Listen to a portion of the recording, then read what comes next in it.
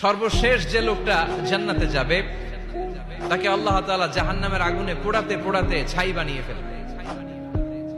আল্লাহ বলবেন, জিব্রাইল যাও একটু দেখো, একটা মাত্র সেজদা দিয়েছে আমাকে, এরকম কাউরে পাওয়া যায় কিনা। বাটি চালান দিয়ে দেখো পাওয়া যায় কিনা।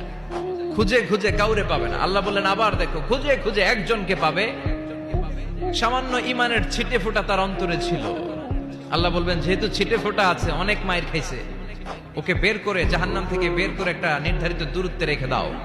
রেখে দেয়া হবে, কিন্তু জাহান্নামের আগুনের লেলিহান শিখাতে তার গা ঝলসে যাবে। সে আল্লাহর ডেকে বলবে, মাবুদ তোমার কাছে আমি কিছু চাই না, জাহান্নাম থেকে তুমি আমাকে বের করেছো, জীবন নদীর পানি তুমি আমার গায়ের মধ্যে ঢেলে দিয়েছো, আমি আবার সজীবতা ফিরে পেয়েছি। আমি তোমার কাছে জান্নাত চাই না, শুধু নিরাপদ একটা দূরত্বে আমাকে রেখে আসো, যাতে জাহান্নামের আগুন আমারে কষ্ট দিতে না পারে। আল্লাহ, আমি কিন্তু তোমার কাছে জান্নাত চাই না। কি চাই না? জান্নাত চাই না, কিন্তু জাহান্নামের আগুন আমারে কষ্ট দিচ্ছে, এতটা দূরত্বে রাখো যাতে জাহান্নামের আগুন আমার গায়ে না লাগে।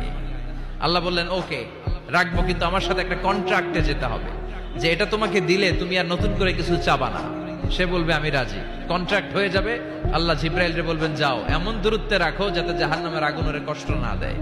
রেখে আসা হবে, অনেক দিন সে ওখানে আনন্দে থাকবে, আল্লাহ শুকরিয়া করবে। সে মনে মনে বলবে, বেঁচে গিয়েছি, আমি বেঁচে গিয়েছি, জীবনে আর কিছু চাই না, জাহান্নাম থেকে আমি বেঁচে গিয়েছি।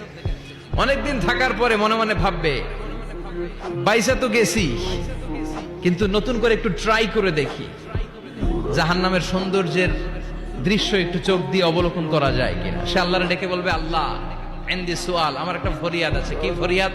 আল্লাহ আগেই বলে রাখি, আমি কিন্তু জান্নাতে যেতে চাই না। আল্লাহ বলবেন, কি চাও?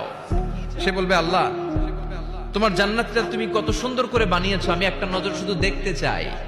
জান্নাতের দরজার সামনে নিয়ে যদি আমারে বসিয়ে রাখো, দ্যাটস ইনাফ, আর কিছু চাই না, শুধু জান্নাতের দরজার সামনে। আল্লাহ বললেন, তুই না ওয়াদা করেছিস, তুই না চুক্তি করেছিস। সে বলবে, আল্লাহ আমারে হতভাগা বানাইয়া তোমার কি লাভ? সুবহানাল্লাহ পড়েন।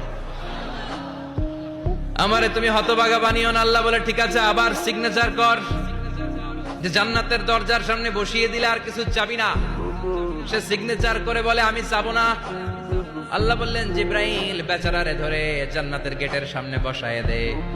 এবার জান্নাতের গেটের সামনে বসে বসে জান্নাতের সৌন্দর্য দেখা শুরু করবে। সুবহানাল্লাহ।